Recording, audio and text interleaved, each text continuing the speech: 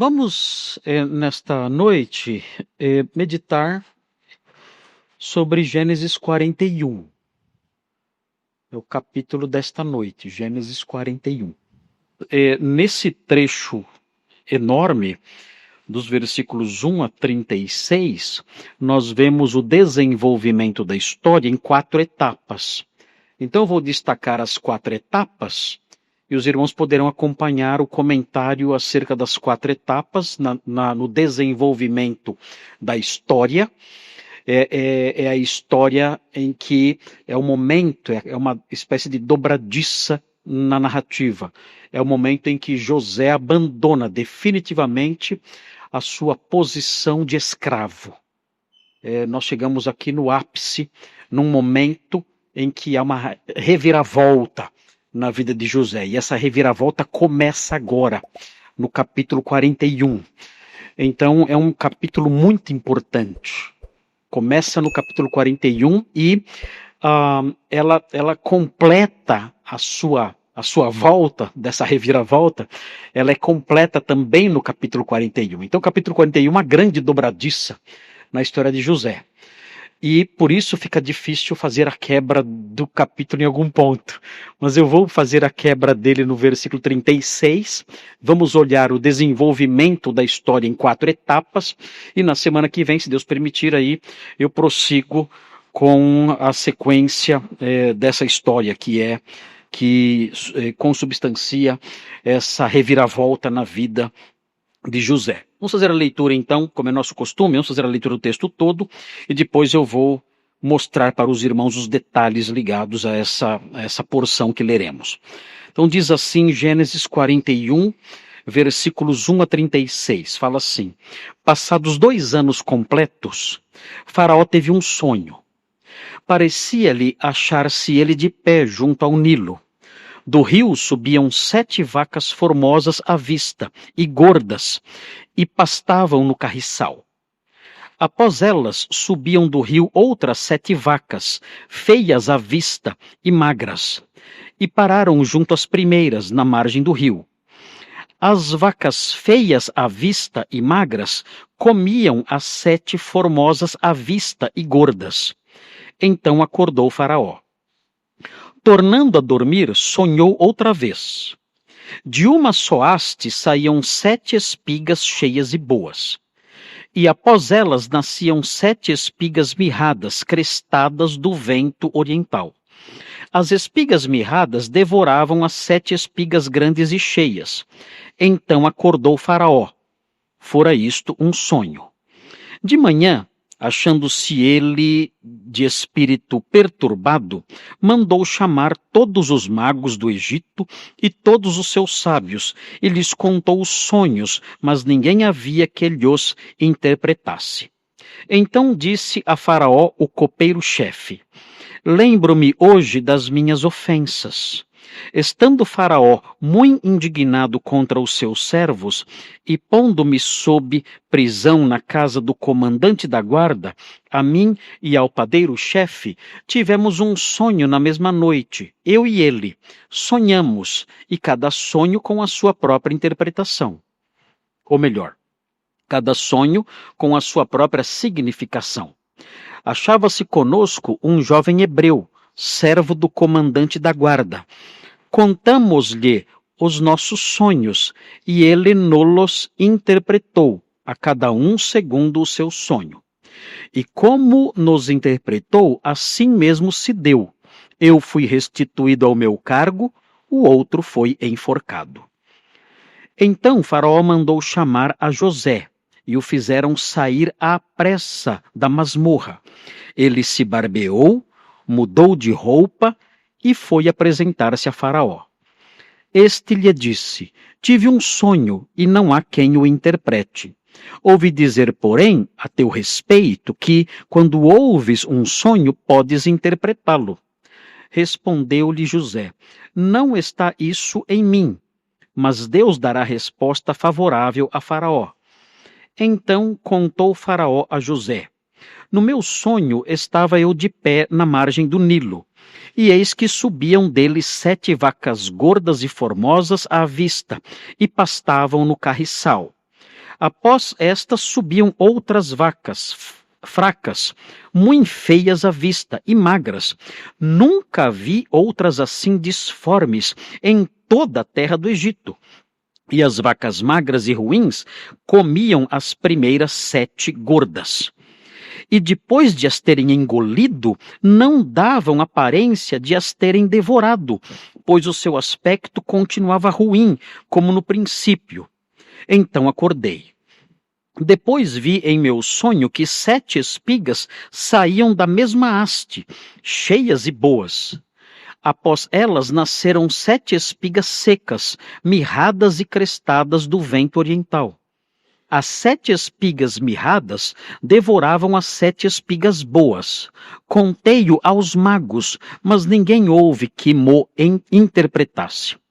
Então lhe respondeu José: o sonho de Faraó é apenas um. Deus manifestou a Faraó o que há de fazer. As 7 vacas boas serão 7 anos. As 7 espigas boas também 7 anos. O sonho é um só. As 7 vacas magras e feias, que subiam após as primeiras, serão 7 anos, bem como as 7 espigas mirradas e crestadas do vento oriental serão 7 anos de fome. Esta é a palavra como acabo de dizer a Faraó, que Deus manifestou a Faraó que ele há de fazer.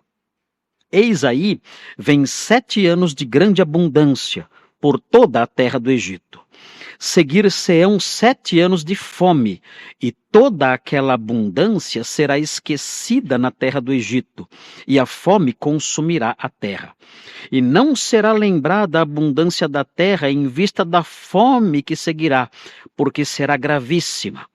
O sonho de Faraó foi dúplice, porque a coisa é estabelecida por Deus, e Deus se apressa em fazê-la.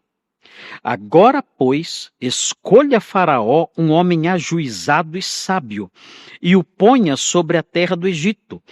Faça isso, Faraó, e ponha administradores sobre a terra, e tome a 5ª parte dos frutos da terra do Egito nos 7 anos de fartura. Ajuntem os administradores toda a colheita dos bons anos que virão.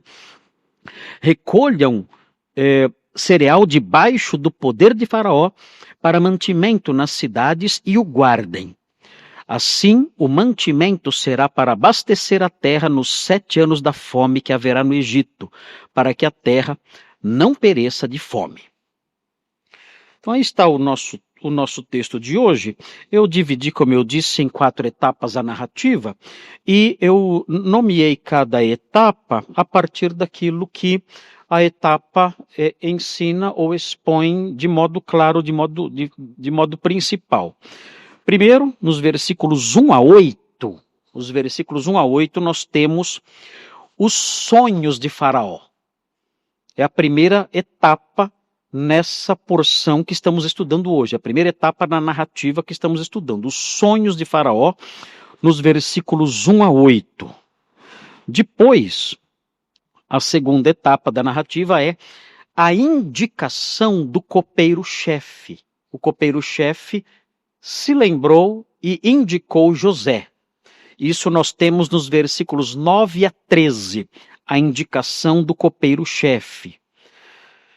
A terceira etapa da narrativa, muito simples, esse texto não é difícil, é um texto simples, fácil de entender. A terceira etapa é a convocação de José, nos versículos 14 a 24. Aí nós temos essa etapa, Faraó convocando José. É a convocação de José. E a quarta etapa da narrativa é a interpretação dos sonhos. Nós temos isso nos versículos 25 a 36. Então aqui nós temos um esbocinho simples, fácil de entender. Qualquer pessoa, mesmo a pessoa mais simples, mesmo uma criança, consegue entender esse pequeno esboço. É um esboço com 4 pontinhos principais, que se referem às 4 etapas no desenvolvimento dessa narrativa, presente aqui no capítulo 41. Então vamos observar agora tendo essa divisão em mente, vamos agora caminhar sobre ela. Nós agora então vamos passear sobre o texto. Então é hora de andar sobre a passarela da verdade. Vamos andar sobre a passarela da fé. E enquanto caminhamos sobre essa passarela, vamos aprender as lições que encontraremos no caminho. Então é um convite que eu faço a vocês agora. Estou convidando vocês para um passeio comigo. Então quero que vocês me sigam nesse passeio. Eu sou o guia de vocês agora, ok? Eu sou o guia de vocês e vou conduzi-los ao longo dessa trilha, ao longo dessa passarela, ao longo dessa rota, ao longo desse caminho que é o texto bíblico. E na medida em que formos caminhando, vamos fazer algumas paradas e observar certos detalhes. Como fazem os guias turísticos, não fazem assim? Quando você vai num museu e tem ali uma visita guiada, não é assim que o guia faz? Ele vai caminhando com você, ele para em certo ponto e chama a atenção de você para um detalhe que você não percebe. Diz, observe aquele detalhe naquele quadro. Aquele detalhe é importante por causa disto, disto e disto. E você não tinha notado aquele detalhe. E você observa aquilo, fotografa, se puder fotografar. Né? E aí segue ali naquela visita guiada. E observando os detalhes de toda a trajetória, toda a visita. E no final você tem uma visão diferente daquelas obras que foram expostas ali. Porque você foi assessorado por alguém que apontou para você detalhes naquele museu, naquelas peças expostas que você não tinha percebido antes. Esse é o meu papel agora aqui. Agora eu quero conduzi-los como um guia por esse lindo museu, por essa linda galeria que é o capítulo 41. E nós vamos caminhar então, olhando os diversos versículos e observando os detalhes importantes que porventura emanam desse texto. Então observemos então a primeira etapa da narrativa, os sonhos de Faraó, versículos 1 a 8. É interessante essa parte. São sonhos bizarros que aparecem aqui. E nós vamos observar então esses sonhos. Observe então com atenção, diz assim o texto. Passados 2 anos completos. Isto é algo que tem um significado teológico e doutrinário importante, irmãos. Por quê? Porque se os irmãos se lembrarem do pedido que Deus fez ao copeiro-chefe, os irmãos verão que agora é como se o copeiro-chefe se lembrasse daquele pedido. Vejam o que diz o capítulo 39, diz o seguinte,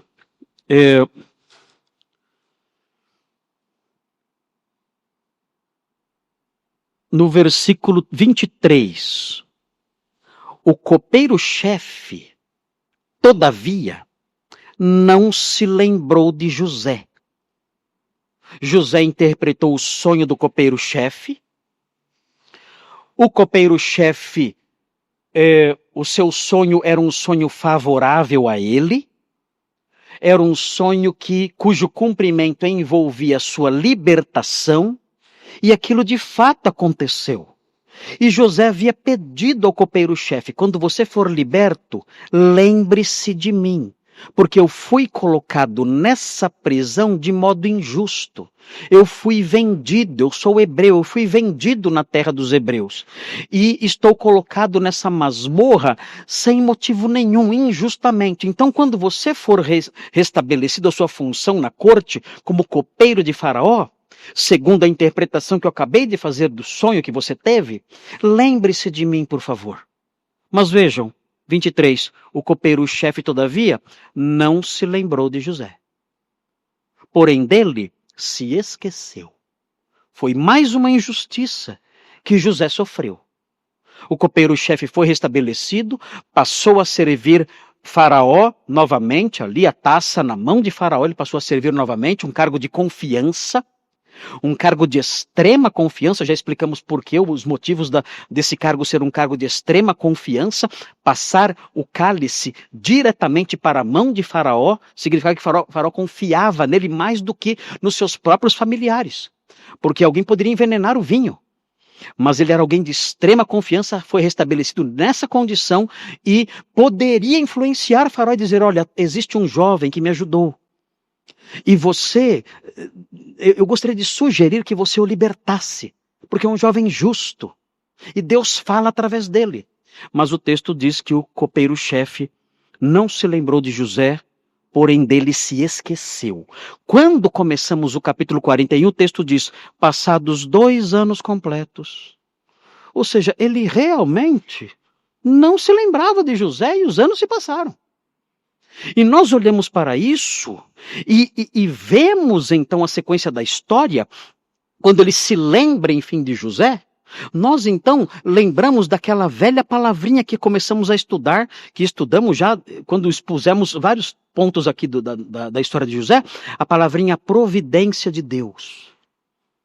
Deus administrando as coisas de tal modo que elas aconteçam no momento certo. Deus não quis que o copeiro-chefe se lembrasse de José antes. Deus não quis. Deus quis que o copeiro-chefe se lembrasse de José só num momento específico, que era o momento mais favorável. Disse, não, José, você vai continuar na masmorra. Por mais tempo. Porque no meu plano, o copeiro-chefe vai se lembrar de você num momento estratégico. No momento chave, o copeiro-chefe vai se lembrar de você. É interessante isso é importante, esse detalhezinho é importante na nossa visão teológica, na nossa visão de mundo, na nossa visão da vida, porque isso mostra que muitas vezes nós não sabemos se isso sempre acontece, nós não sabemos como Deus administra isso, mas uma lição que emana desse texto é o fato de que Deus muitas vezes não responde, não nos livra, não nos ajuda na hora que nós queremos. E ele não faz isso não porque seja mau, não porque nos esqueceu, mas porque os seus planos são planos superiores aos nossos. E há outras razões também. Eu colhi aqui uma citação do reformador do século XVI, João Calvino. Eu quase nunca cito João Calvino aqui, apesar da minha soteriologia ser calvinista, eu quase nunca cito João Calvino aqui. E ele tem citações interessantes, ele tem livros muito profundos e eu deveria citá-lo mais vezes, eu acho que eu nunca cito eles aqui, eu quase nunca cito Calvino aqui, mas essa citação dele, essas palavrinhas dele no seu comentário sobre Gênesis são interessantes. Vejam como ele comenta esse detalhezinho do capítulo 41 na primeira parte, vejam como ele comenta assim, ele fala... nada é mais impróprio do que prescrever o tempo em que Deus deve nos ajudar. Vamos entender essa frase? Ela continua, só esse primeiro pedacinho dela. Nada é mais impróprio do que prescrever o tempo em que Deus deve nos ajudar. José deve ter pensado, agora chegou a hora. Agora Deus vai me ajudar. E Deus não ajudou. Continuou na masmorra por mais 2 anos. E Calvino então diz isso. Nada é mais impróprio do que isso. Visto que ele, Deus, propositalmente, por um longo período, mantém seu próprio povo em suspense ansioso. O quê? Ele diz isso expressamente aqui. É interessante, porque isso é uma expressão realmente do que o texto mostra. Ele, Deus, propositalmente, por um longo período, você fala, mas 2 anos é rápido, é porque não é você que estava na masmorra. 2 anos é um longo período numa masmorra. E Calvino então comenta isso, ele diz, Deus, propositalmente, por um longo período, mantém seu povo em suspense ansioso. Você já se sentiu assim? Em suspense ansioso. Quando virá a resposta, se é que virá? Quando virá o livramento, se é que virá? É um suspense ansioso. Talvez seja até redundante falar isso, né? Um pouco redundante falar isso. Um suspense ansioso. E ele prossegue. Ele mantém o seu próprio povo em suspense ansioso para que por meio dessa experiência, e aí vem algo que nós não gostamos muito, eles possam verdadeiramente saber o que é confiar nele. Vejam, queridos, que lição preciosa é essa. Deus mantém muitas vezes, de modo proposital, o seu povo em suspense ansioso, para que seu povo aprenda o que é confiar nele. O tempo passa e eu continuo confiando. O tempo passa e Deus não faz nada e eu continuo confiando. O tempo passa e nada muda e eu continuo confiando e confiando e confiando sem parar. A minha confiança se protrai no tempo. Não é uma confiança pontual. A minha confiança não é um ponto, num momento específico. Num arrobo específico de confiança ali, momentânea, não. A minha confiança, ela se protrai, ela é um traço. Ela continua. O Senhor não fala, eu confio. O Senhor não se manifesta, eu confio. O Senhor não responde, eu confio, eu confio, eu confio. Os anos passam, eu confio, eu confio, eu confio. Eu não cesso de confiar. É lindo isso. Nós precisamos disso. Precisamos aprender a lição da confiança que não se cansa. Da confiança que não desiste de confiar. Da confiança que persevera, mesmo no fundo de uma masmorra. Silenciosa, escura, fria, úmida. Eu sei, o Senhor me vê. O Senhor me escuta. Um dia, Ele agirá. Os anos se passam, mas a minha confiança se renova todos os dias. E eu sigo em frente. Então, queridos, é algo importante para nós. Eu não conheço os detalhes da vida dos irmãos, não conheço suas lutas, eu não conheço os seus calabouços. E eu não conheço as súplicas velhas dos irmãos. Quais são as súplicas velhas e antigas dos irmãos? Quais são os seus calabouços, dentro dos quais os irmãos ali choram com o coração amargo e pesado, suplicando a Deus por algo que nunca vem? Por quanto tempo? Na história de José aprendemos, permaneça no calabouço úmido, permaneça suplicando e esperando. O Senhor tem o seu plano. E o Senhor agirá conforme a sua vontade, a sua sabedoria e no tempo certo. É isso que aprendemos na história de José. Nós temos que acolher essas lições para seguirmos em frente. Muito bem, vamos prosseguir aqui. Veja, essa foi a nossa primeira parada na passarela, na trajetória dentro desse museu que é o capítulo 41. Vamos seguir em frente. Próxima parada. Ele continua. Faraó teve um sonho. Passados 2 anos completos, Faraó teve um sonho. Parecia-lhe achar-se ele de pé junto ao Nilo. O que é o Nilo? Quem sabe o que é o Nilo? É um rio, né? É o famoso rio Nilo. O rio Nilo era a base natural da economia do Egito.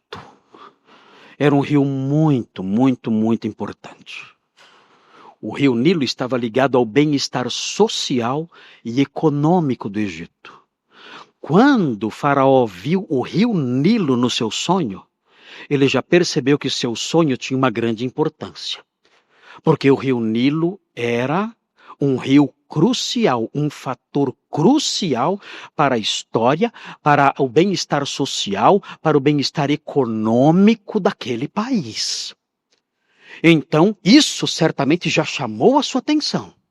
O que esse sonho quer dizer? Porque está tocando em pontos que são muito relevantes, são muito importantes. O país depende desse rio. Se acontecer algo com esse rio, o que acontecerá com o país? Desse rio dependiam as colheitas. Se esse rio transbordasse muito na época das cheias, as colheitas se perderiam. Se esse rio de algum modo sofresse com a seca ou algo assim, as colheitas da mesma forma não existiriam. Então, esse rio, juntamente ali com seus afluentes e tudo mais, todo aquele sistema hídrico ali, disso o Egito dependia grandemente. E Faraó deve ter começado a ficar perturbado assim que viu o rio. E o texto então prossegue. Do rio subiam 7 vacas formosas à vista e gordas, e pastavam no carriçal. Gostei do sonho. Que sonho bonito, hein? Imaginou? Que sonho gostoso de se ter? Você vê o rio Nilo, lindo, e vacas ali, vacas gordas, pastando no carriçal. O que é carriçal, pastor? Carriçal é a vegetação que nasce em lugares úmidos e alagados. E ali estavam as vacas, tinha bastante mato ali, ou seja, o rio estava realizando o seu papel ali, umedecendo, por assim dizer, regando aquela região toda, e as vacas então comendo ali, vacas gordas comendo ali. Sonho gostoso, sonho bonito de se ver, um sonho acalentador. E, importante, um sonho ligado à realidade pecuária do Egito. Era um sonho ligado à economia do Egito. Envolvia vacas. Mas tudo bem. Eram vacas gordas, pastando às margens do Nilo. Até aqui tudo bem. Faraó, nesse ponto, nessa altura do sonho, pode ter ficado até um pouco mais tranquilo ao ver as vacas comendo ali, gordas como estavam. Não, está tudo bem. Tudo correndo bem. O Nilo era muito importante. O Nilo era adorado como um deus até no Egito. Tamanha a sua importância. E Faraó, vendo aquilo, disse, bem, está tudo em ordem. O nosso deus Nilo, ou como era chamado Rap, o deus Rap, que era o deus do rio Nilo, está em paz com a nossa economia, a nossa pecuária. Tudo correndo bem, ok. Talvez eu possa ficar tranquilo. Mas vejam o que acontece na sequência. Após elas, subiam do rio outras 7 vacas, feias à vista e magras, e pararam junto às primeiras. Ou seja, essas vacas que saíram do rio, essas vacas pararam ao lado das vacas gordas. Então, dava para perceber a diferença das duas, entre os dois grupos. A vaca magra ao lado da vaca gorda, ou as vacas magras ao lado das vacas gordas, mostravam quanto elas eram magras. É por isso que você não pode tirar foto lá de pessoa muito bonita, que a pessoa vai ver, nossa, como eu sou feio, né? Ou uma pessoa muito gorda, ou uma pessoa muito magra, você fala, nossa, como eu sou gordo, né? Perto dessa pessoa. Foi o que aconteceu, a visão foi essa. Ele olhou e disse, mas elas são magras demais. São vacas horríveis, feias. E elas pararam ali ao lado das vacas gordas. E vejam o que vem agora. As vacas feias à vista e magras comiam as 7 formosas à vista e gordas. Então acordou o faraó. É curioso porque as vacas gordas, elas pastavam, diz o texto. Elas pastavam junto ao carriçal. Já as vacas magras não pastavam. Elas comeram as vacas gordas. Que sonho bizarro é esse? Como pode isso? As vacas magras devorando, comendo as vacas gordas. Esse lado do sonho, essa altura no sonho, esse episódio no sonho de Faraó, foi tão intrigante que ele acordou assustado. O texto diz que ele acordou. Quando ele viu aquelas vacas magras, feias, ali mostrando os seus ossos, tão horríveis que eram, comendo as vacas gordas, imaginem que cena horrível, sanguinária, horrível de se ver. Ele acordou assustado.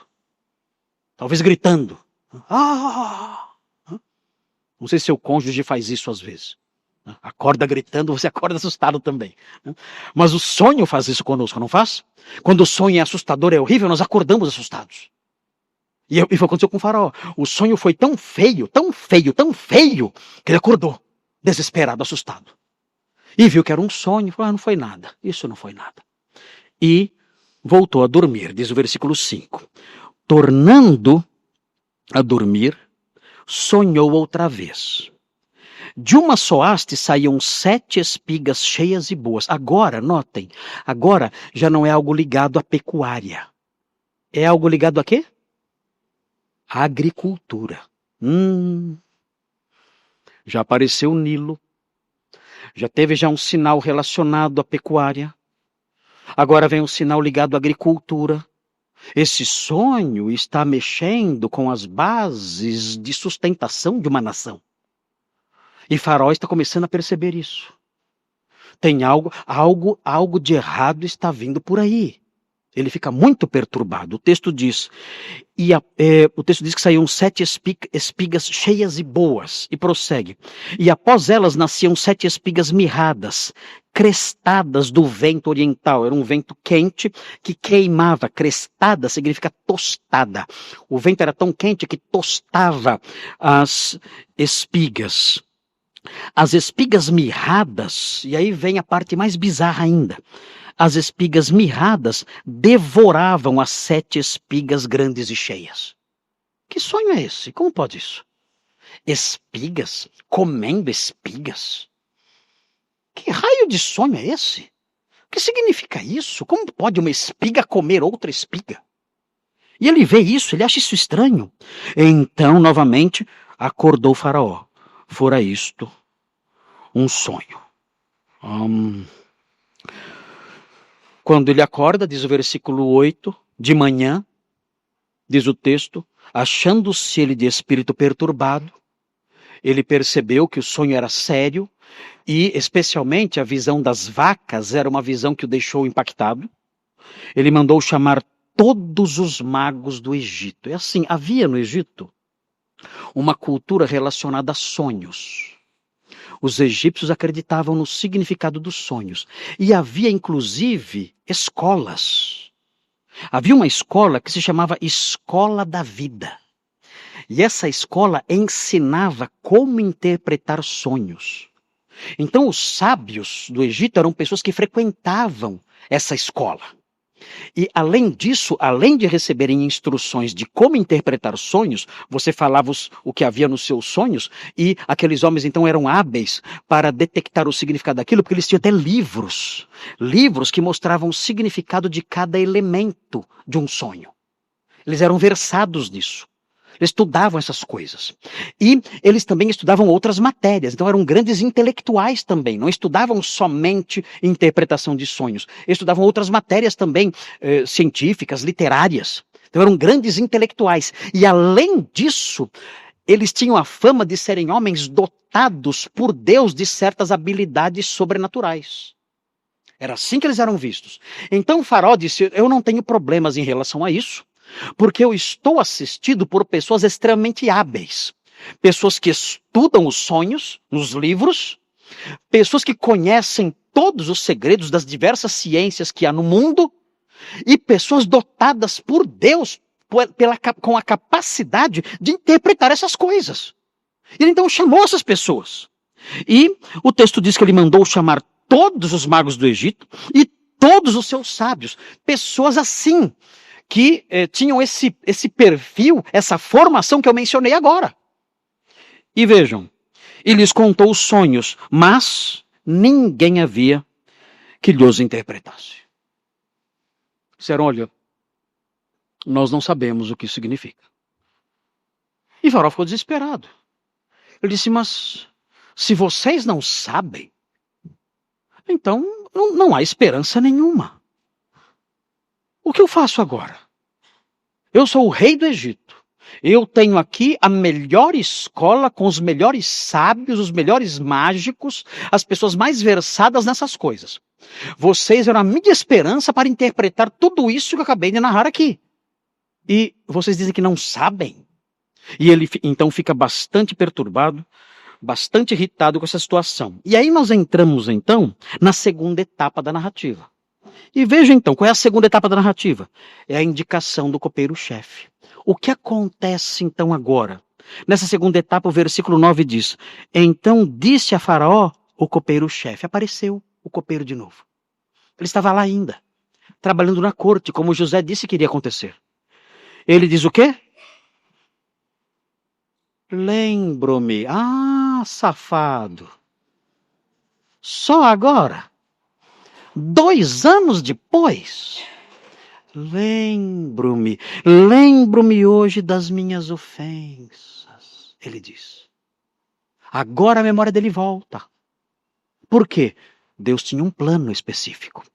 E Deus agora então desperta sua memória diante daqueles fatos todos. O copeiro-chefe, ele se viu na experiência de Faraó. Ele falou, eu já passei por isso. Eu já passei por isso na masmorra. E eu também fiquei apavorado porque não havia quem me ajudasse. A situação de Faraó era pior. Porque o copeiro-chefe estava na masmorra e não tinha acesso aos sábios. A situação de Faraó é pior. Por quê? Porque ele estava no palácio. Ele tinha acesso aos sábios. E nem com acesso aos sábios, o problema era resolvido. Então o desespero de Faraó chamou a atenção do copeiro-chefe. Ele disse, olha, eu conheço alguém que pode ajudar. Ele não entra em detalhes, é interessante. Diz aqui o texto, no versículo 10. Estando Faraó muito indignado contra os seus servos, e pondo-me sob prisão na casa do comandante da guarda, a mim e ao padeiro-chefe, tivemos um sonho na mesma noite, eu e ele, sonhamos, e cada sonho com a sua significação. Ele não dá detalhes. Ele não deu detalhes dos crimes que ele cometeu, das ofensas que ele cometeu, nem as ofensas do padeiro-chefe, e não deu detalhes dos seus sonhos. Por quê? Ele não quer irritar mais o faraó. O faraó já está muito ansioso, inquieto, impaciente. Ele não quer dar detalhes, ele quer chegar logo no ponto. Ele quer falar sobre um jovem que ele conheceu lá. E ele diz, achava-se conosco um jovem hebreu, ele diz. Ele não menciona o nome de José. Talvez não se lembrasse do nome de José, não sabemos. Mas ele diz, achava-se conosco um jovem hebreu, servo do comandante da guarda, certamente Potifar. Contamos-lhe os nossos sonhos, e ele nos interpretou a cada um segundo o seu sonho. Ele se lembrou disso. Ele disse, olha, eu me lembro desse jovem. Ele me ajudou quando eu estava na prisão, nas mesmas condições que o senhor. Eu tive sonhos, o padeiro teve sonhos, eu estava ali desesperado, o padeiro também, e ele interpretou nossos sonhos, e tudo se deu exatamente como ele interpretou. Então, aqui nós temos esse momento da providência de Deus que já mencionamos no começo, quando falamos sobre os 2 anos completos no início. E aí entramos então na terceira etapa da narrativa. Notem que a narrativa, ela é rápida. Os irmãos estão dizendo, nossa pastor, mas você já chegou já no versículo 14, está sendo rápido. Eu estou sendo rápido, não só por causa do horário, estou sendo rápido porque a narrativa é rápida. Ela é rápida. Porque o que acontece no capítulo 41 é uma reviravolta muito rápida.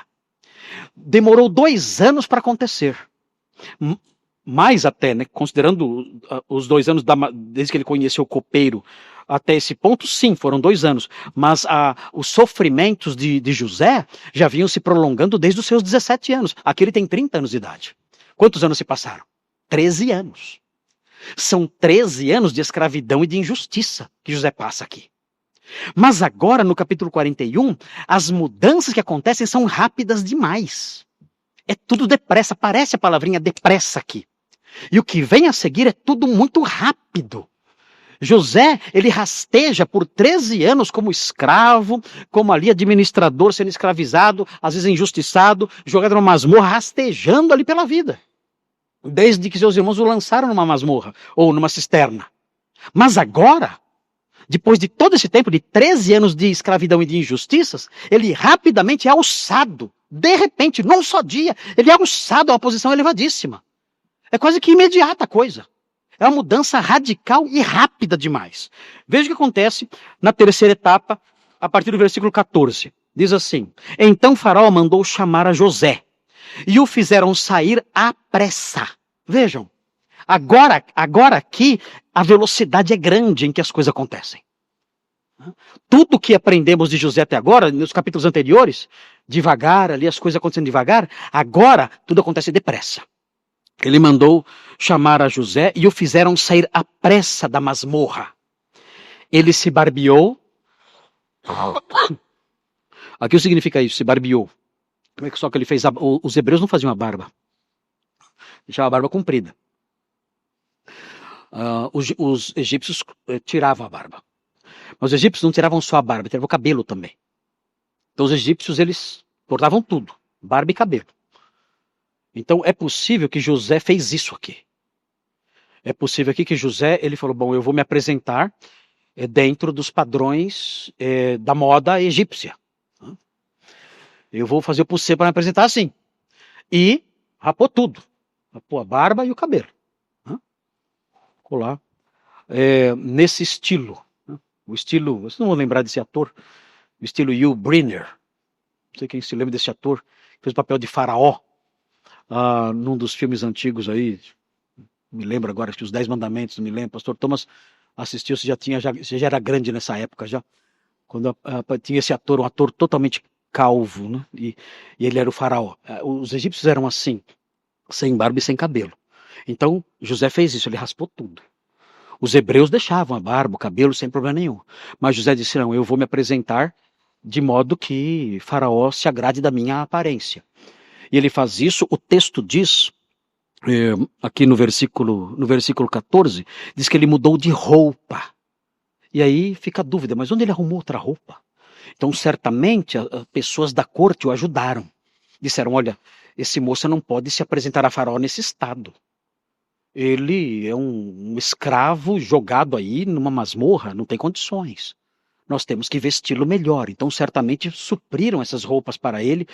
O próprio senhor dele talvez tenha feito isso, não sabemos, não temos detalhes aqui. Ele, então, raspou o rosto, a barba, o cabelo, vestiu roupas apropriadas para ir à corte, né, colocou lá a sua veste, uma veste mais bonita que foi fornecida por alguém ali, e ele, então, se apresentou a Faraó.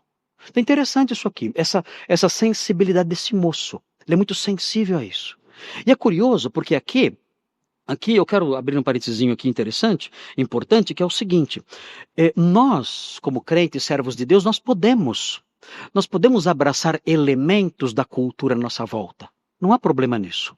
Nós podemos. Não é errado.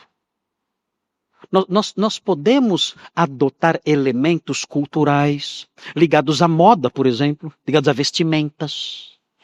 Nós podemos, ligados a corte de cabelo, nós podemos adotar isso da nossa cultura sem problema nenhum. Nós podemos. Desde que essas coisas não firam os ensinamentos do Senhor. Então, as mulheres podem usar brinco? Podem. Mas é o mundo? Não, elas podem usar brinco. Porque essa prática cultural não é uma prática que afeta, que vai contra a vontade de Deus, os seus mandamentos, as suas ordens, a ética cristã, a ética bíblica, em absoluto. Eu me lembro de ter ido numa igreja, numa Assembleia de Deus, e quando eu terminei de pregar, algumas senhoras estavam assim num cantinho, cochichando e olhando para mim. E aí uma delas veio falar comigo. Era uma comissão, eu não sabia. E elas nomearam uma líder da comissão para falar comigo. E aí veio a líder da comissão. E ela falou assim para mim, pastor, nós temos uma pergunta para o senhor que está nos incomodando. E eu disse, se eu souber responder, podem dizer. E ela disse, nós mulheres crentes podemos tirar a sobrancelha? Eu notei que ela tinha uma taturana aqui em cima, assim. Hã? Eu tentei olhar nos olhos dela, quase não conseguia, né? Tentei. Eu disse, olha, mas por quê? Eu não estou entendendo. Por quê?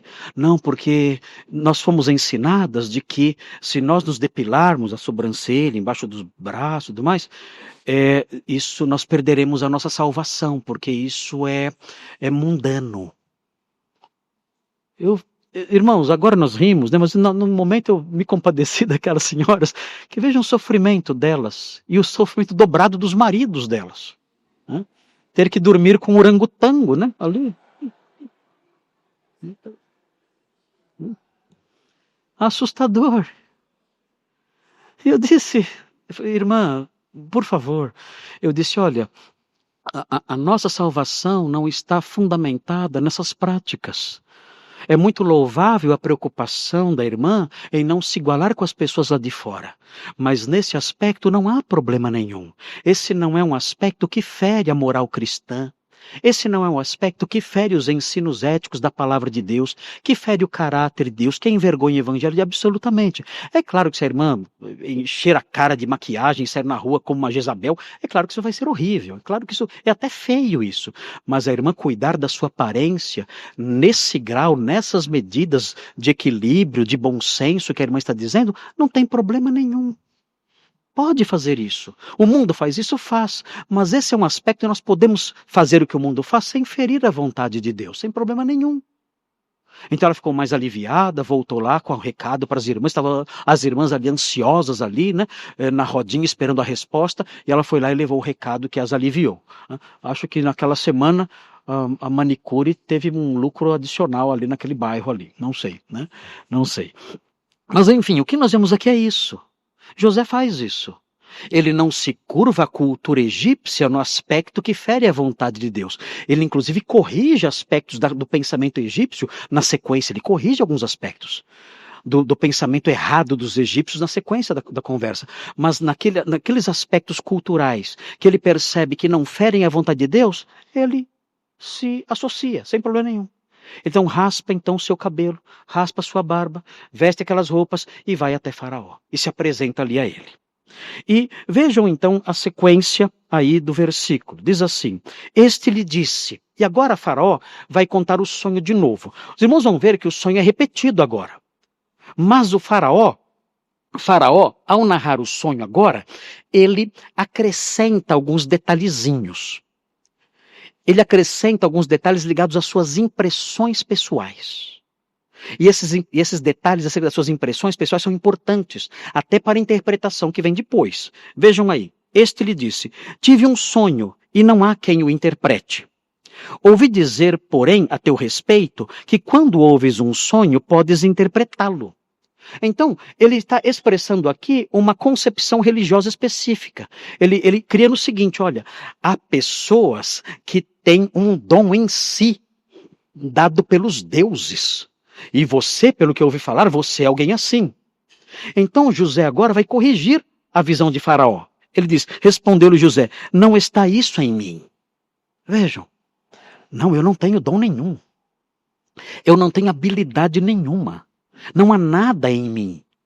E ele prossegue: mas Deus dará resposta favorável a Faraó. Eu não sei nada.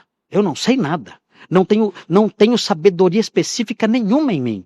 Mas Deus dará resposta favorável a Faraó. Como assim dará resposta favorável? Olha, esse sonho vai ter um significado lindo, é isso? Não. O que significa resposta favorável? Deus dará uma resposta a Faraó, que é a resposta que você procura, ou seja, a resposta verdadeira. É isso que é a resposta favorável. Deus dará uma resposta favorável a você, ou seja, a resposta que você procura, a resposta verdadeira. É isso que Deus vai fazer. E aí o texto prossegue: então contou o Faraó a José: no meu sonho estava eu de pé na margem do Nilo, e eis que subiam dele 7 vacas gordas e formosas à vista e pastavam no carriçal. Após estas subiam outras vacas fracas, muito feias à vista e magras. Nunca, e aqui vem a observação dele, eu nunca vi outras assim disformes em toda a terra do Egito. Ele fala: olha, as vacas eram tão feias que eu nunca vi nada igual. E esse detalhe de Faraó é importante para José. Porque José vai conectar isso à interpretação. Ele vai dizer: olha, a fome que virá é uma fome que você nunca viu. Crises no país aconteciam com relativa frequência. Quando havia enchentes no Nilo, por exemplo, ou quando havia seca. Mas, assim como as vacas que você viu no sonho, você nunca viu nada igual, da mesma forma, a fome que virá, você nunca viu nada igual. É algo assombroso que vai acontecer. E prossegue Faraó dizendo: e as vacas magras e ruins comiam as primeiras 7 gordas. E depois de as terem engolido, agora vem mais um detalhe que Faraó acrescenta. Ele percebeu algo, ele fala: não davam aparência de as terem devorado. As magras comiam as gordas e continuavam magras. Como pode isso? É o meu sonho.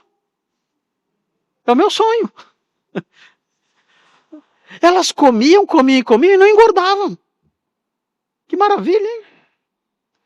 Elas devoravam as vacas inteiras e continuavam magrinhas. Qual o segredo dessas vacas? Pois o seu aspecto continuava ruim, como no princípio. Então acordei. Esse detalhe também é importante. Porque esse detalhe significa o seguinte, olha, José vai mostrar isso. Olha, quando vierem os anos de miséria, não haverá nem sinal, nem lembrança dos anos de fartura. Quando vierem os anos de fome, nenhum sinal, nem sequer uma lembrança haverá dos anos de fartura. Ou seja, os anos de fartura serão sem igual, mas os anos de miséria serão também singulares, nunca vimos nada igual, e não ficará marca nenhuma dos anos de fartura. As pessoas vão até se esquecer do que aconteceu na época da fartura. Então, esses detalhes de Faraó são usados por José, depois Deus usa isso tudo para revelar ali a sua vontade. Prosseguindo ali os seus decretos. Prossegue então. Versículo 22. Depois vem meu sonho que 7 espigas saíam da mesma haste cheias e boas. Após elas nascerem, 7 espigas secas... Após elas nasceram 7 espigas secas, mirradas e crestadas do vento oriental. As 7 espigas mirradas devoravam as 7 espigas boas. Contei aos magos, mas ninguém houve que me interpretasse. Notem como, continuamente, Faraó destaca que ninguém conseguia interpretar esses sonhos. Isso é importante para o finalzinho dessa porção aqui. Porque José vai dizer, o Senhor precisa de um homem sábio. Agora. Depois que José interpreta o sonho, ele fala, o Senhor precisa de um homem sábio agora. Faraó olhou para os sábios dele ao redor e falou, bom, já sei que entre vocês não tem nenhum. Onde eu vou encontrar esse homem sábio? Vocês já deram mostras de que não sabem nada. José aconselha, coloque um homem sábio agora sobre o reino. Eu tenho os homens sábios. Ele olha para eles e fala, mas vocês não servem para nada. Então é importante esses detalhes na narrativa. Notem que toda hora aparece esse detalhezinho. Ninguém pôde interpretar. Ninguém foi capaz de interpretar. Os sábios não puderam interpretar. O texto está enfatizando que os homens sábios não estavam presentes ali ao lado de Faraó. E isso é importante para alçar José à posição de governador, porque ele é o único sábio na história toda. Vamos prosseguir, agora chegamos à quarta parte da história. A interpretação dos sonhos. Como isso vai ser interpretado então? Então veja, começa assim, versículo 25. Então lhe respondeu José, o sonho de Faraó é apenas um. É interessante, José... Nós não sabemos como Deus falou com ele na hora, mas é rápido. Ele não fala assim, olha, eu vou para casa, eu vou orar a Deus, vamos ver o que Deus vai me revelar. Não é assim. É na hora. É impressionante aqui como os episódios que se sucedem acontecem rapidamente. O Faraó contou o sonho, imediatamente José disse, os 2 sonhos são um sonho só. Já disse isso. E mais, outra informação importante no versículo 25. Deus manifestou a Faraó o que há de fazer. Então, 2 informações preliminares. Os 2 sonhos são um sonho só. E a segunda informação, isso aqui que você acabou de me narrar, o seu sonho, é uma revelação do que Deus vai fazer. Então, prepare-se, porque eu vou dizer o que isso significa. E ele começa a interpretar o sonho. Veja, é muito simples a interpretação, muito simples, até meio intuitiva até. Veja, ele diz aqui no versículo 26, as 7 vacas boas são 7 anos, as 7 espigas boas também 7 anos, o sonho é um só. Ele diz, olha, todos os 7 que aparecem no sonho, todos são anos. É interessante, porque para o padeiro e para o copeiro, o número 3 eram o quê? Anos? Não, eram dias.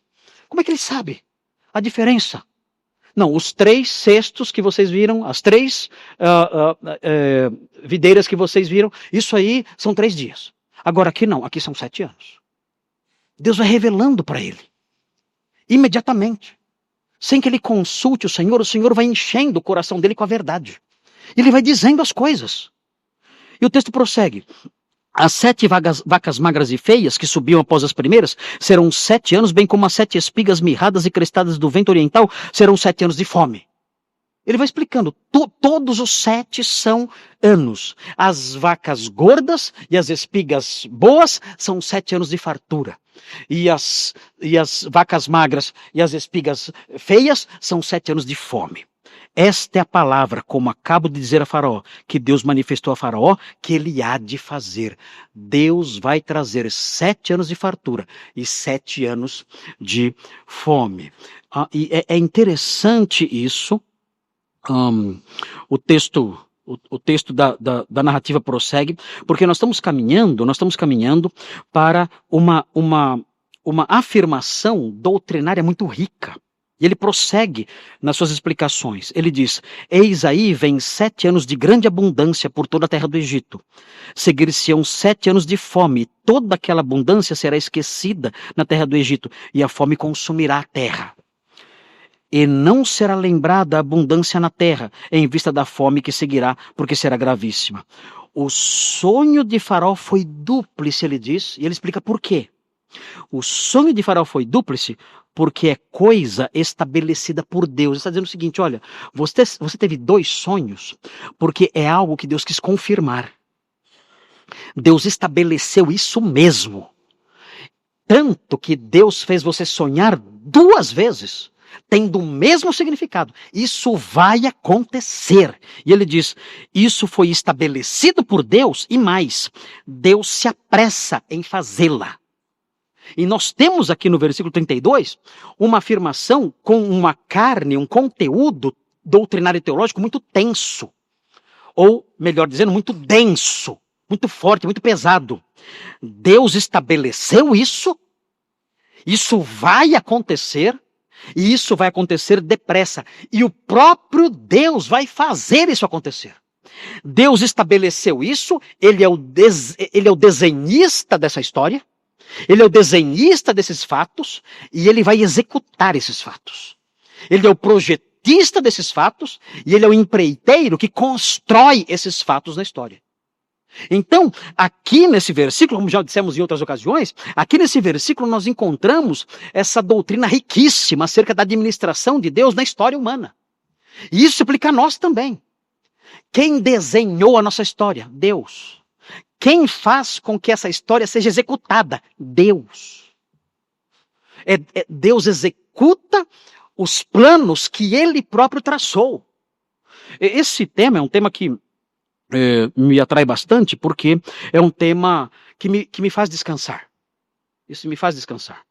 Especialmente nos momentos mais difíceis. Esses dias eu recebi notícias da minha vida particular, notícias bastante desanimadoras que me sobrevieram.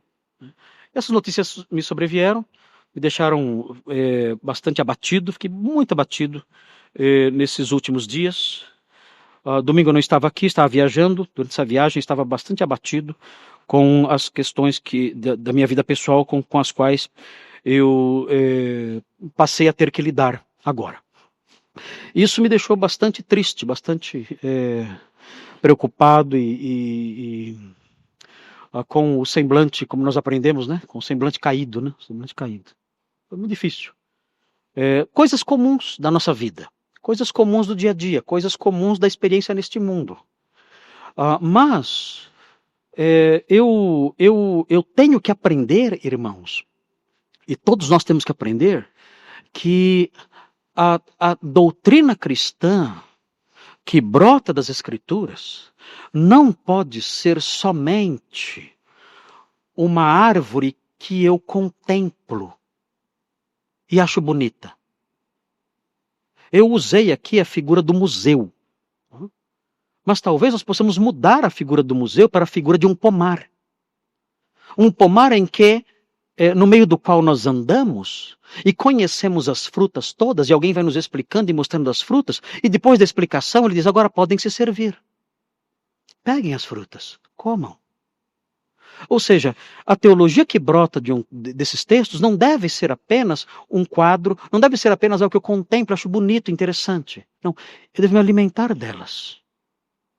Então eu devo observar essas coisas que nos sobrevêm.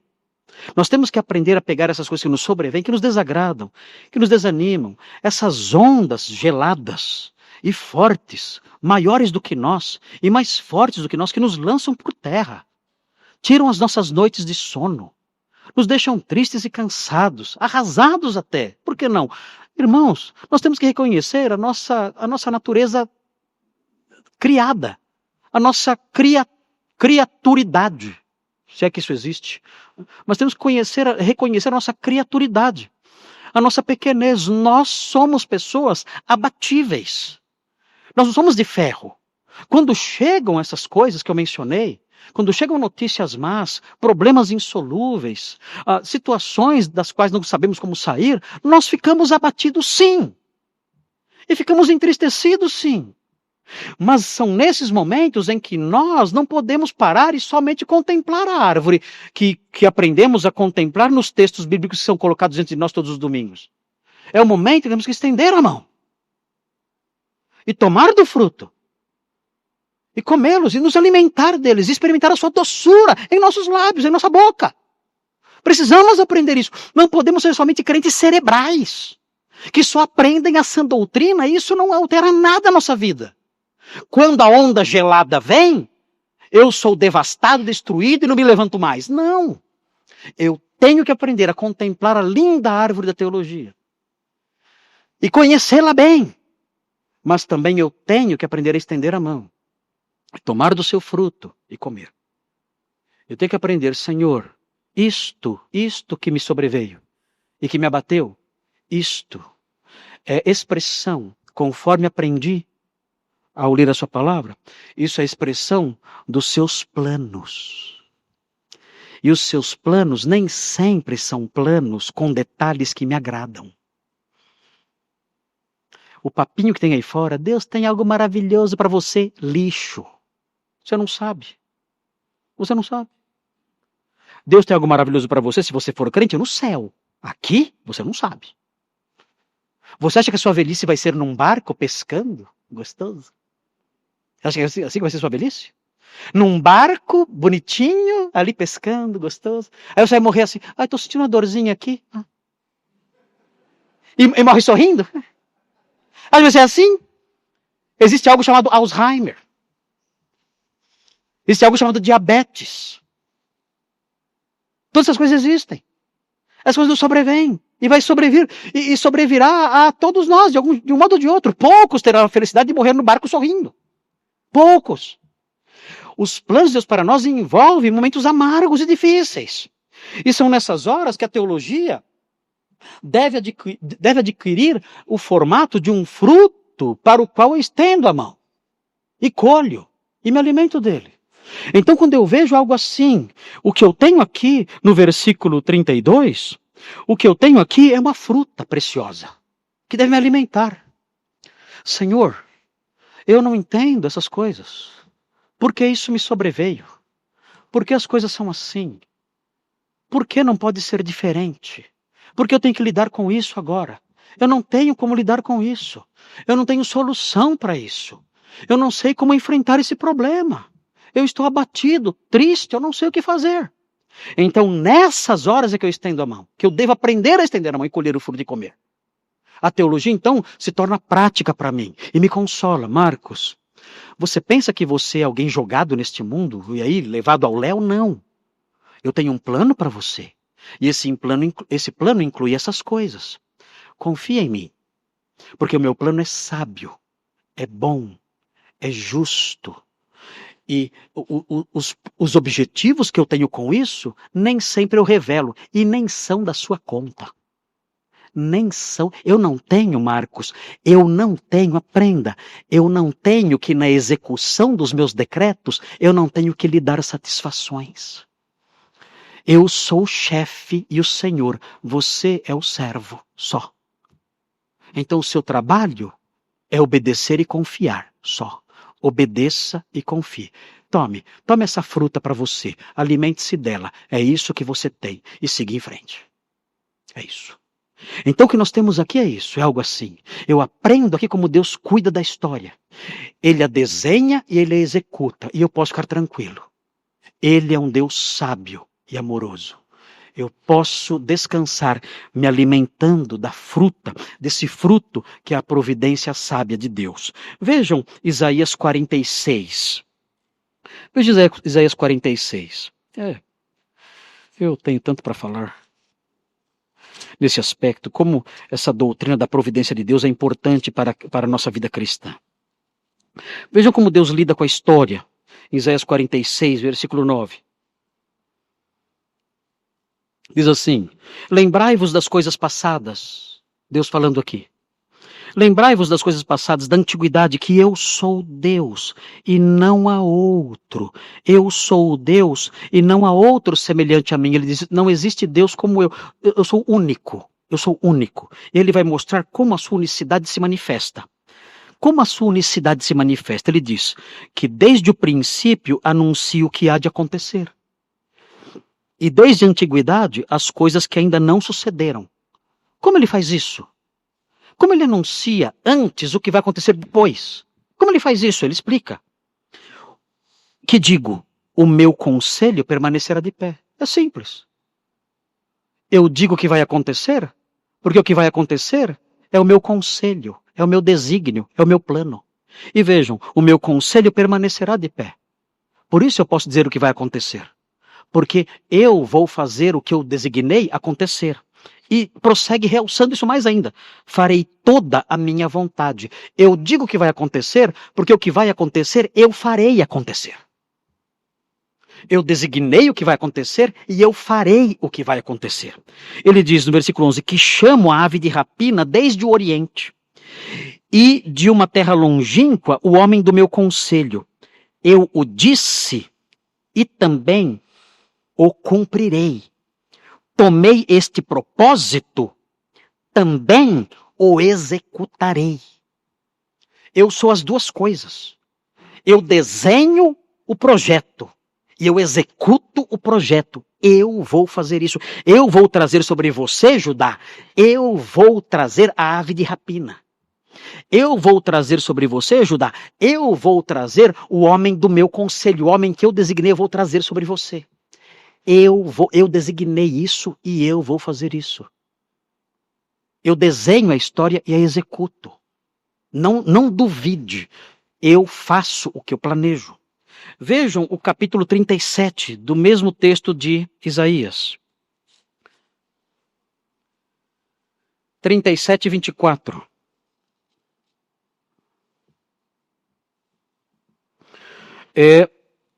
Deus falando com Senaqueribe. Senaqueribe era rei dos assírios e ele zombou de Deus, dizendo que ele era poderoso para dominar o mundo. Ele disse, eu domino o mundo todo. Deus nenhum pode segurar a minha força e o meu poder de dominar tudo. Deus nenhum pode livrar ninguém da minha mão. Senaqueribe disse isso. Vejam o que Deus disse a ele. Diz assim, 24. Por meio dos teus servos afrontaste o Senhor e disseste, com a multidão dos meus carros subi ao cimo dos montes, ao mais interior do Líbano. Deitarei abaixo os seus altos cedros, e os ciprestes escolhidos, chegarei ao mais alto cimo, ao seu denso e fértil pomar. Cavei e bebi as águas, e com a planta dos meus pés sequei todos os rios do Egito. Eu sou Senaqueribe. Eu seco rios. Eu destruo cidades. Eu destruo florestas imensas, cedros altos. Eu derrubo tudo. Eu tenho servos. Eu tenho um grande exército. Eu tenho um braço forte. Ninguém me segura. Ninguém. Veja o que Deus diz a ele na sequência. Acaso não ouviste que já há muito dispus eu estas coisas? Sennaqueribe, você não sabe que o que você está realizando são coisas que eu já tinha planejado? Tudo que você faz eu planejei, bobão. Deus não falou bobão, mas pode incluir aqui, não vai para o inferno não. Querido, queridinho, tudo que você fez, eu planejei. Há muito tempo eu planejei isso. Há muito tempo. Você só está fazendo o que eu planejei, só isso. E você está orgulhoso? Eu tenho pena de você. Ele prossegue. Já desde os dias remotos, o tinha planejado. Você não tinha nem nascido. Eu já tinha planejado tudo isso que você ia fazer. Você é só um boneco na minha mão. Você é um instrumento que eu uso. Eu estou usando você. Agora, porém, veja o que ele diz. Agora, porém, aquilo que eu planejei, as faço executar. E eu quis que tu reduzisses a montões de ruínas as cidades fortificadas. Eu quis que você fizesse isso. Você só está fazendo o que eu quis, o que eu estabeleci. E ele prossegue. Por isso, os seus moradores debilitados andaram cheios de temor e envergonhados tornaram-se como a erva do campo, e a erva verde, e o capim dos telhados, e o cereal queimado, antes de amadurecer. É só por causa disso, porque eu planejei e eu agora fiz você fazer. Eu controlo tudo. Eu desenhei o que você iria fazer. E você agora cumpre o que eu estabeleci. E nós olhamos então para essas coisas e aprendemos. Nada na história que acontece está fora dos seus planos, está fora dos seus desígnios, e o próprio Deus executa essas coisas. O versículo 32 tem essa carga doutrinária importantíssima, mostrando que tudo aquilo que estava prestes a acontecer era o plano de Deus, e o próprio Deus, depressa, faria com que aquelas coisas acontecessem. A sequência continua, já chegando no final, capítulo 41, voltando, nós chegamos então no versículo 33, e o que vem agora no versículo 33 é o que surpreende. Por quê? Porque assim, Faraó pediu para José interpretar os sonhos. Mas o que José fez? José interpretou os sonhos e ainda deu um presentinho a mais para Faraó. Falou, olha, eu não vou agir aqui apenas como um profeta. Eu vou agir também como um conselheiro de Estado. A interpretação já está dada. Agora, diante de você não está somente um profeta, por meio de quem Deus fala. Diante de você agora também está um conselheiro de Estado, um conselheiro político. Eu vou ensinar você o que você vai fazer. Irmãos, esse moço não é normal. Esse moço não é normal. Que faculdade que ele fez? De administração. Porque é impressionante. Ele na hora, assim como ele interpretou o sonho na hora, na mesma hora, ele também criou um plano econômico. Meu Deus, manda um homem desse para cá. Na hora, naquele instante, ele elaborou um plano econômico que transformou o Egito numa potência mundial. Ali, sem nunca ter frequentado nenhuma faculdade de economia. Se bem que a gente sabe que no Brasil não precisava, não precisa. Mas, enfim, ele elabora esse plano e ele expõe esse plano para Faraó. Ele transcende o papel de profeta. E ele diz no versículo 33, agora, pois, escolha Faraó um homem ajuizado e sábio. Estavam lá os sábios. Faraó olhou para eles e falou, já sei que daqui não vai sair nada. O capítulo cansou de enfatizar que eles não resolviam problema nenhum. José diz isso, estabeleça um homem ajuizado e sábio e o ponha sobre a terra do Egito. Um administrador geral, um governador geral abaixo de você. E mais, não somente isso, veja o plano, olha a inteligência do plano. Faça isso, Faraó, e ponha administradores sobre a terra. Aqui, administradores regionais. Vai ter um governador geral e administradores regionais sobre toda a terra. E o que eles vão fazer? e tome a quinta parte dos frutos da terra do Egito nos 7 anos de fartura. Você vai criar um novo imposto. Aqui o Haddad ia gostar desse versículo. Vai criar um novo imposto. Um novo imposto. Deixa eu aprender. Ele não pode ensinar isso aqui para o Haddad, senão ele vai pegar esse versículo e vai querer criar mais uma taxa. Mas vejam, José fez isso. Ele falou assim, olha, você vai criar um novo imposto. Que imposto? Você vai criar o imposto de 1/5 de toda a colheita. O povo vai gostar? O povo nunca gosta quando cria esse imposto. A não ser algumas porções da sociedade gostam de impostos. As pessoas normais não gostam. Então, esse plano envolvia isso. Você vai criar um novo imposto. As pessoas vão dar 1/5 de tudo que produzirem. Durante 7 anos. Agora notem, 1/5 durante 7 anos, para suprir 7 anos de fome ia dar? 1/5 de tudo que ia ser produzido em 7 anos ia dar para aguentar 7 anos de fome? Bem, depende de 1/5 de quanto estamos falando. Isso mostra que o tempo de abundância seria gigantesco.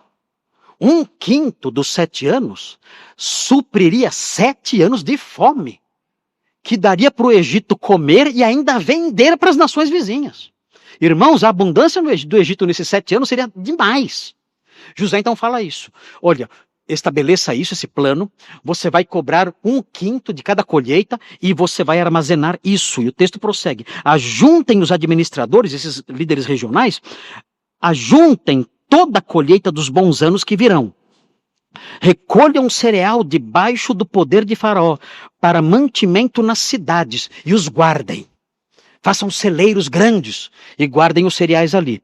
Assim o mantimento será para abastecer a terra nos 7 anos da fome que haverá no Egito, para que a terra não pereça de fome. Ele dá esse conselho a Faraó. É um conselho político, um conselho econômico. E ele diz isso a Faraó, ele cria esse plano imediatamente. Deus o habilita para fazer isso. E nós olhamos para isso e falamos, como pôde isso? Deus habilitou o jovem para fazer isso. E ele então apresentou esse plano e sabemos o que aconteceu na sequência.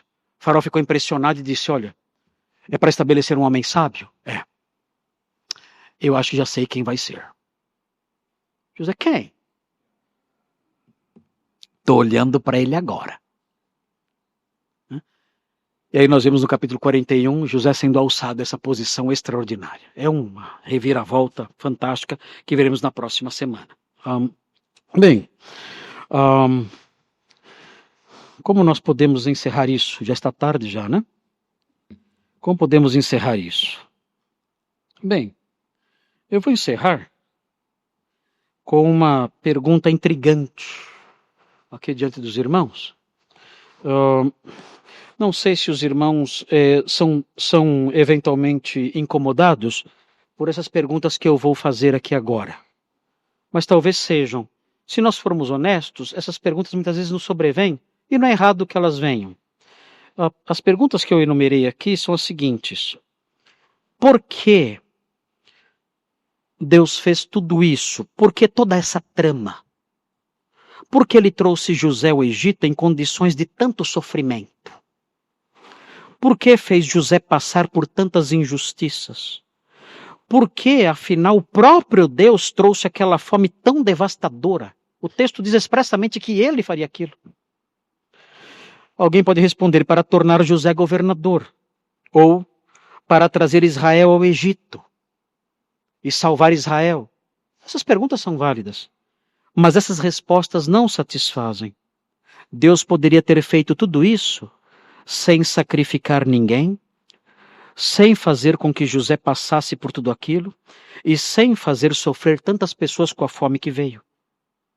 E se ele queria proteger Israel e o mundo por meio de José, por que simplesmente não impediu a fome?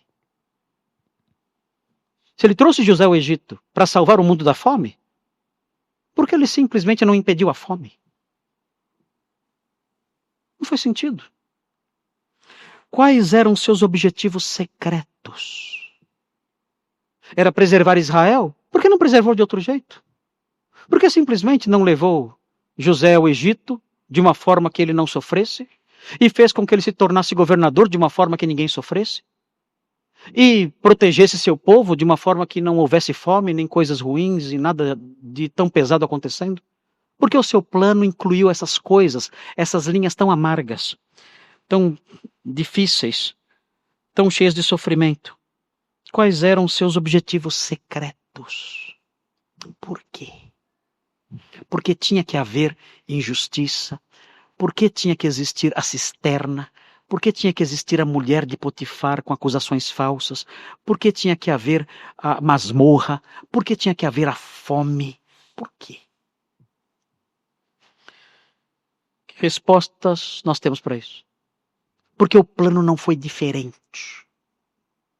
Removendo essas partes tão difíceis, tanto sofrimento. 13 anos, um moço justo padecendo. Depois 7 anos de fome, matando pessoas. Miséria sobre um país inteiro. E outros países à volta. Por quê? Por que Deus fez isso?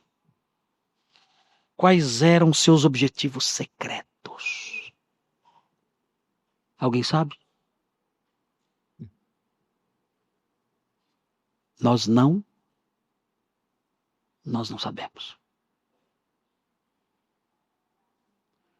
Eu tenho que aprender a dizer isso. Eu não sei. Eu tenho que aprender a dizer isso. Eu não sei.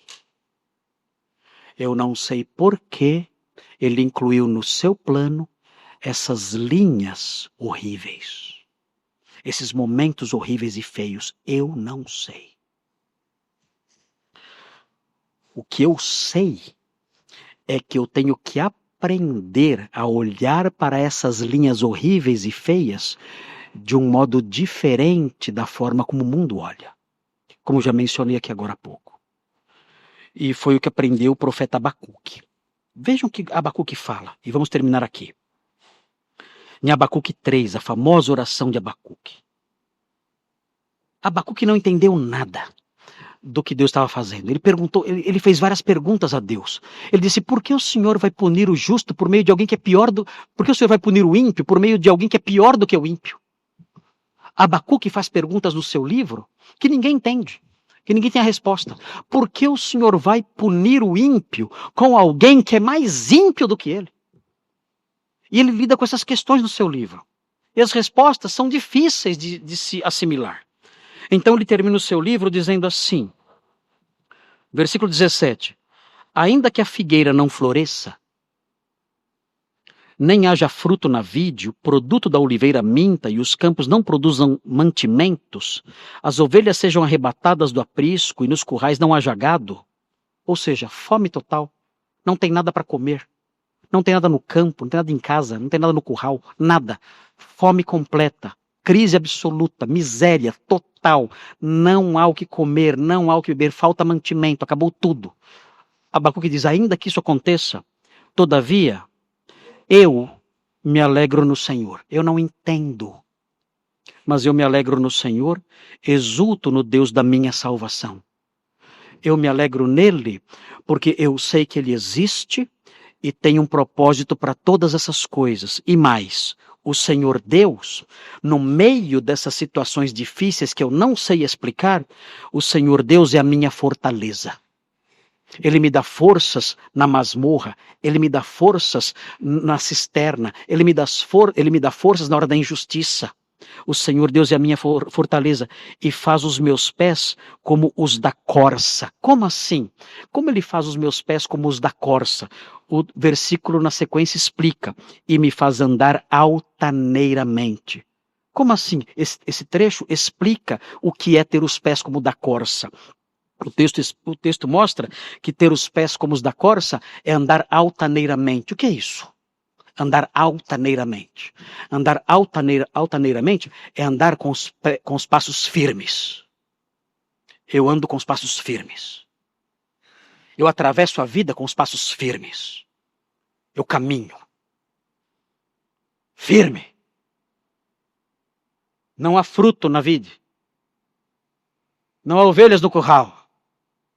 A fome se estabeleceu. Miséria, perda, prejuízo, sofrimento, dor, injustiças. Mas ele me fortalece. E eu então ando, não rastejando pela vida. Ai, preciso fazer uma terapia. Ai, oh vida, o azar. Não. Não. Ele é a minha rocha. Ele é o meu castelo forte. Eu não entendo essas coisas. Eu não entendo porque o curral está vazio. Eu não entendo porque não há fruto na vide. Mas ele é a minha fortaleza. E ele me faz andar com os passos firmes. E eu ando. E vem as más notícias e eu caminho. Altaneiramente. Eu marcho pela vida. Eu não rastejo pela vida. Eu marcho. Eu marcho porque eu sei que o Senhor está no controle de tudo. E Ele domina todas as coisas. E Ele escreveu esse plano. E Ele me dá forças. E eu posso passar por todos os anos desta vida. Inclusive os anos de currais vazios. Inclusive os anos de videiras secas. Eu posso passar por esses anos marchando com passos firmes. Sabendo que o Senhor é a minha rocha. O meu protetor. Aquele que criou a minha história e aquele que vai executar até o final. Eu posso andar com coragem, com força e com vigor nesta vida, apesar dos dias maus. Eu não tenho explicações para tudo, mas eu aprendi na Bíblia como me portar diante de tudo. Eu sou crente. Isso não é um conceito vago. Eu sou um crente. A palavra de Deus me instruiu. O meu Deus fortaleceu meu coração. Que venham os tsunamis de problemas. Que venham os currais vazios. Que venham as videiras secas. Eu andarei com passos firmes, confiando no Deus que controla a história das nações e a minha também. Tenhamos coragem, irmãos. O meu tempo de abatimento existiu. Mas se eu sou um crente de verdade, tenho que ser instruído pela palavra. E esse tempo tem que ficar para trás. Eu não posso me revolver nele para o resto da vida. Eu não posso ficar me revolvendo nele pelo resto da minha vida. Esse tempo tem que ficar para trás. E eu devo marchar, passos firmes, seguros, sabendo, o Senhor é a minha fortaleza, até o final e além. Senhor Deus, obrigado pela história de José, por tudo que pudemos aprender dela até aqui. Continua a nos ensinar. Nós não entendemos seus caminhos, as dores, os sofrimentos, as dificuldades que nos sobrevêm. Não entendemos essas coisas. Mas aprendemos na sua palavra que haja o que houver, o Senhor é a nossa rocha, a nossa fortaleza. E faz com que andemos com passos firmes. Ajuda-nos nisso. Somos o seu povo, somos crentes. Socorre-nos, Senhor, e ajuda-nos a passar por esse vale desta existência. Corajosos, confiantes, seguros, crendo na sua providência, no seu poder, na sua bondade, na sua forte mão. Em nome de Jesus, o Redentor amado. Amém.